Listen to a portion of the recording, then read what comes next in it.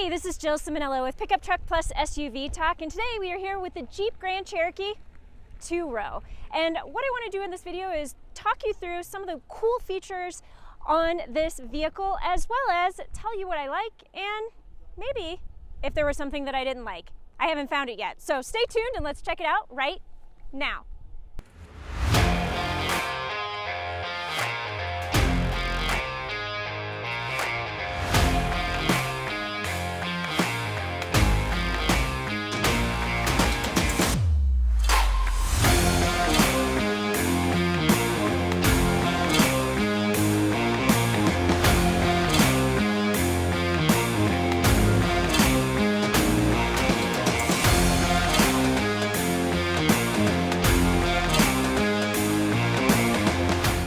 First thing I want to do is just a quick walk around to the exterior of the Jeep Grand Cherokee, and you will notice this definitely got some of the same styling cues that you see from the big brother Grand Cherokee L, and again you're seeing some styling cues from the Grand Wagoneer.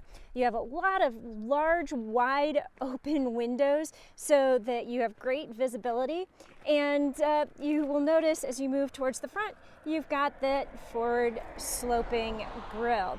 So some good design cues here. This vehicle that we are driving specifically is the overland trim, so this kind of falls in the middle to the upper echelon of the trim spectrum. And what this does is it kind of blends a little bit of the off-road and a little bit of the luxury. So you will notice you've got the chrome tow hooks in the front instead of red ones that you will see on the Trailhack model. And when you step inside, you'll notice that there is Napa leather in there. So there's leather seating surfaces.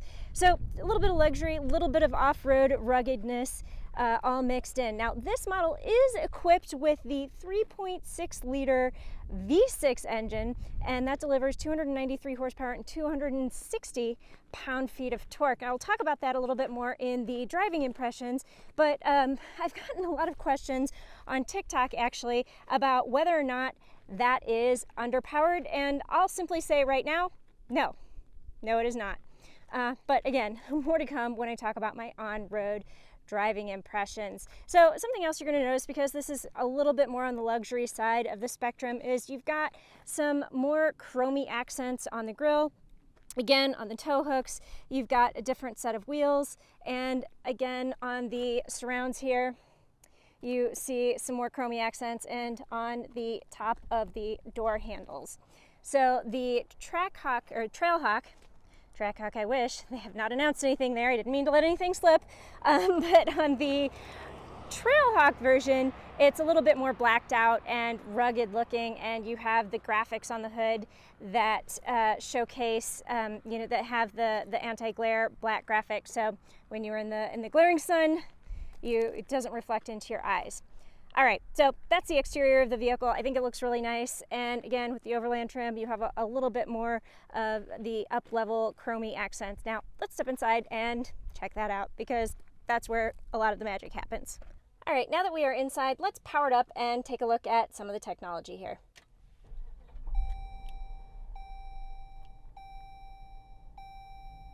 So, the first thing you are going to notice is you've got a couple of 10-inch screens going on. So the first is going to be the cluster display in the, behind the steering wheel area, and then you have the infotainment screen. And what's really great about both of these screens is they're pretty customizable. So let's just start here.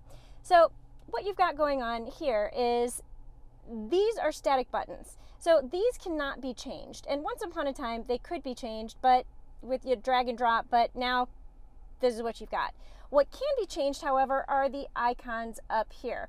And in order to do that, you click the little bars underneath the clock, and then you've got some icons that you can move into these slots right here, and you simply press and drag them into place. Now, I'm going to tell you right now, this is a pre-production vehicle, so I've been having problems with this all day long. I've been in a couple of vehicles and I haven't been able to get it to work, but basically the idea is what you do is you, again, pre-production vehicle, you press this and then you can drag it up, but it's not working right now. But that is, it does work. It will work when these come out.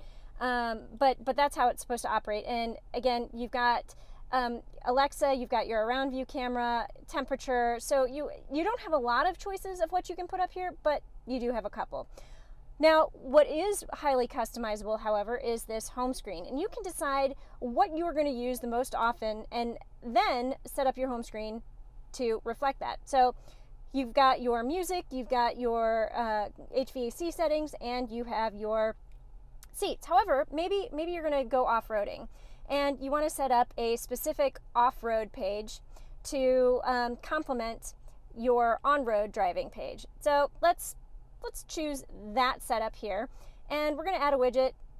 And when you press the button, it's not actually a button, when you press the screen, again, pre-production models, it's going to be a little bit glitchy. It gives you some options of what you can select. So I'll hit the suspension, and then we're going to do pitch and roll. And then here's what I want to do with this, because I think you're going to want different camera angles and you're going to want to be able to touch them easily. I'm going to hit the control button, and I'm going to add the surround camera. I'm going to add the forward facing camera, and then I'm going to add the backup camera. So now when I'm in an off-road situation, I feel like that's going to be perfectly set up for me to easily see and access the cameras exactly when I would like to. So then to go between the two screens, off-road, on-road, it's just a simple swipe. Now a lot of people are going to say, but hey, what if I want the map up? Well, you can press the button and there it is, but I don't think you really need it because, hey, it's right here and you're behind the wheel gauges. And of course, the sun has not been out all day and it finally decides to come out right when I'm shooting this and it's in my face. So I apologize for any glare you're going to see. So let's go to this area here and talk about how we can customize the display back here. Now you have buttons here, so operate with your thumb, and you can scroll up and it'll give you some different screen displays of what you've got going on. So from your speedometer, if you want to move that down, to messages, to your music, to some off-road pages there. I actually preferred the map through my drive. I thought that was really intuitive and easy to see while I was driving, and I didn't have to look up, look down, look around. It was right there. And the navigation displays through here as well, which is really nice. Now, if you are scrolling through and you see there's some dots down at the bottom, then you can scroll side to side, and this is just going to show your trip A, trip B. But as you're scrolling through, it gives you some options of things that you can see on your cluster, and you can leave it where you want it. So I think it's pretty nice that you have some options and customizability right here. So like I said, I would probably leave it on the map because that just works for me. May not work for you. Some other things to point out, you've got wireless Apple CarPlay. So I was going to go straight to the wireless charging, but let's talk about the wireless Apple CarPlay. And what's really nice about that is it will take up the whole screen, and when you have it in there, these icons don't disappear and those icons don't disappear. So you have your quick graphics here and there depending on what you need when you need it, and then your Apple CarPlay in the middle. That is a really nice function there. So then, okay, you've got your wireless charging in addition to USB-C and USB-A ports, as well as an HDMI port and a jack here that you can use for an adapter. I will point out, because this is the Overland model, again, you do have the adaptive suspension, so you can raise and lower your suspension depending on the situation that you are in. And with this adaptive suspension, you can get up to about 11.3 inches of ground clearance, which is really good. And I think they said 24 inches of water fording. Both of those are better numbers than the previous generation. Because I do like my creature comforts, I am going to point out you also have heated and cooled seats, as well as a heated steering wheel, and you have your dual climate controls. So each person can adjust to their comfort level. If you were observant, you probably also noticed this right here. That is another 10-inch screen, and it's for the passenger only. So Okay, here I am in the driver's seat, and I cannot see what is on that screen. I will step over into the passenger seat in a moment, and we'll take a look. But that's also 10 inches. It has some entertainment and some navigation functionality, co-pilot functionality, but it's only for the passenger. And what I find really interesting here is this is on the Grand Cherokee. It is not on the Grand Cherokee L. Where we've seen it before is on the Wagoneer. Now, I did ask why Jeep did that, and I did not get an answer. They basically looked at me and said, no comment. So I'm assuming that means it's coming to Grand Cherokee L. It's just not there yet. All right, I hopped into the passenger side because I wanted to take a look at this screen because this is really kind of cool. And it's going to operate like your touch screen over here, in that it is very swipeable, and you can go through a couple of different things in order to do what you want to do. So in terms of co-pilot functionality, so it allows you to access the cameras. So if you feel like being a backseat driver or front passenger driver, you can make sure that nobody's going to hit anything. You've got the rear view, the front view. So it's kind of cool that you have that option. You can do some navigation things. So if you wanted coffee, you could set coffee destination and send it over to the driver. They would accept it, and then it would navigate you to the coffee shop. You can connect your phone to this, and then you can watch video, listen to audio. There's an HDMI port here in case you missed that before, and so you could plug in and you could watch something on the HDMI port here. So I think this is really cool, and you can't tell, but this isn't as reflective as it looks. So on the screen, I'm looking at the screen here, and it looks like you can't really see it very well, but you can. It is actually pretty visible from the passenger seat. So what you're seeing on the screen right now isn't necessarily representative of what you're seeing. And as you saw when I was sitting in the driver's seat, I saw none of this. So that is really good as well. And if you don't have a passenger in here, you can just turn the screen off. So I think that is an incredibly cool bit of technology on the Jeep Grand Cherokee. So I wanted to hop into the back seat of the Jeep Grand Cherokee to talk a little bit about legroom and some of the technology. Now, okay, I am the size of an average 10-year-old, but I have plenty of leg and knee room back here. So there's probably about a foot between my knee and the back of the seat. And one of the reasons for that is because Jeep kind of scooped out this area here, and that gives you an extra couple of inches for taller passengers to have decent knee room going on back here. However, this right here is probably going to be my favorite thing, and that is the fact that you have a quad climate control area. So in addition to be able to having both the driver and the front passenger be able to set their climate, both rear outboard passengers can control their own climate, and you've got heated seats. So you can turn it up, you can turn it down, and then you can control the venting as well. Then you have vents not only on the back of the center console area, but also right here. So I love the fact that you can get air from two different places, and again, pretty adjustable. Also appreciate the fact that you have USB-A and USB-C ports back here, as well as an actual plug for, a computer. Because this is an overland model and there is a little bit of focus on luxury, you also have rear sunshades. I know that's not technology, but I still appreciate it, especially since the sun decided to come out in Utah today. Let's dive right into some driving impressions, and these are going to be on-road driving impressions because I'm going to be taking this off-road next, and we'll talk a little bit about that as well. But first, this is just on-road, and we have been on some twisty bits. We're in Moab, in case you missed it from some of the scenery and some of my other shots. We're in Moab, Utah right now, and we're driving along Colorado River. So as you know, the Colorado River is not straight. It kind of goes like that. Some good twisty bits that we're driving through, and we've been climbing into mountains, we've come down into the mountains, and as I said, this is the 3.6 liter V6 engine, and I didn't realize it.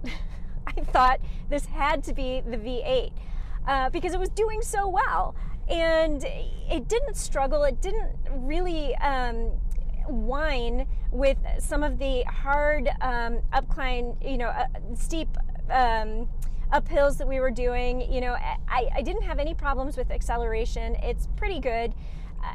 Actually, it's better than pretty good. What am I talking about? It's good. It's good. And so when I pulled out the spec sheet and I looked and I saw that this was the V6 engine, I was kind of surprised. So I'd gotten a lot of questions about that, you know, asking if it was underpowered. And I do find this engine to be underpowered in some Jeep vehicles, but not in this one. I'm pretty impressed with it. So in terms of visibility and driving position, I feel like it's really good for petite drivers. A lot of that has to do with those big windows that I was talking about when I did the exterior walk around of the vehicle, because I have really good just sight lines out of every window. Now, my only problem is going to be probably this right here, the A-pillar. So that's one of the things that I don't like, because even though it's a little bit narrower, it's still a little bit of a hindrance in terms of blind spot.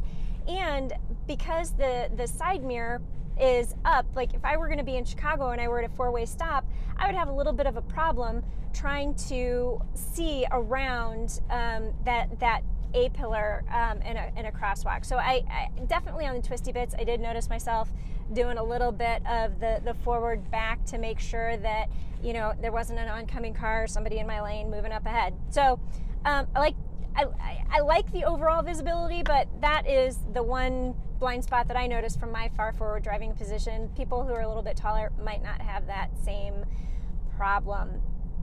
On road, I think this is really quiet.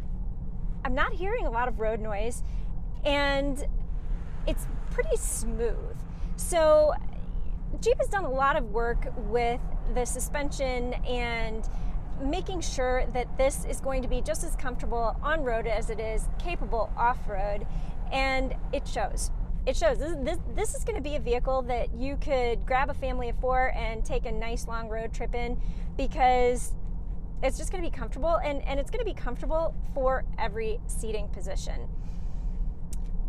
There's extra legroom in the back. This vehicle overall is about 3.4 inches longer than the previous generation, and the way that the seats are contoured gives you a little bit extra knee room, so when you're sitting in the back seat, you're not going to feel cramped or penned in. And when you go with upper level trims, you're going to have rear seat entertainment systems that will keep everybody occupied as well. But back to the driving impressions. I like it. I mean, if I had to summarize in a sentence, I'd say the V6 engine is a surprise, and the overall ride and handling is maybe not quite nimble, but it certainly doesn't feel as heavy as previous generations have. So let's go off-road.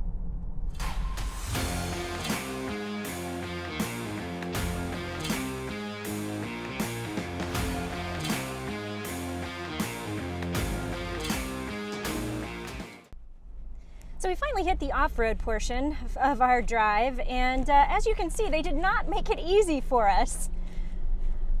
And the first thing I've noticed is that the trail cam, the front trail cam, is invaluable on this specific course, because there are a lot of times that I cannot see over the hood and I don't know where my wheels are going.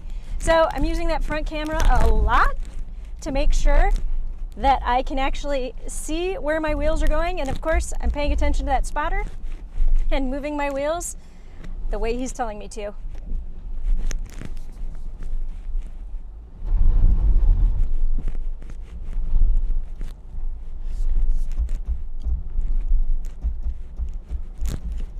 On my TikTok video, somebody asked me if this was able to do the Rubicon Trail, and I'm gonna say yeah. And in fact, they said during the presentation that the Jeep 4xe did the entire Rubicon Trail completely in electric mode.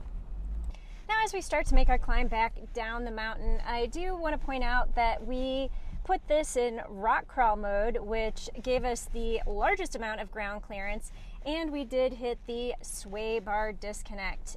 So I just want to point out sway bar disconnect. I want to call attention to that again, because there aren't many vehicles, any vehicles in this segment that will have a sway bar disconnect. So that is a pretty cool feature, and it allows you to do a lot of crazy stuff in an off-road situation. Now that we're off the mountain, I just want to do a couple of final impressions, and this was a lot of fun off-road. I really can't believe some of the things that it was able to handle, but then why am I surprised? It's a Jeep.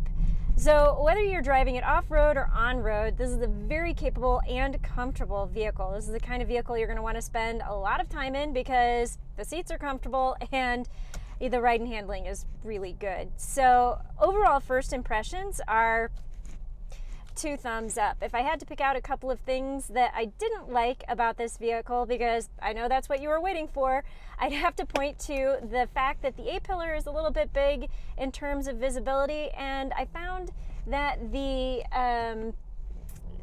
Uconnect system was a little bit glitchy. Now, I'm hoping that that is because this is a pre-production vehicle, but it operated a little bit slow and it didn't always do what I wanted to do when I was pressing the buttons. So that's it. That's really it. That's all I found that I did not like about the Jeep Grand Cherokee. So all around, great vehicle. And if you want something that can go on road and be super comfortable and then take you to some weekend happy fun times, then this is a vehicle. So thanks for watching, and I will see you down the road.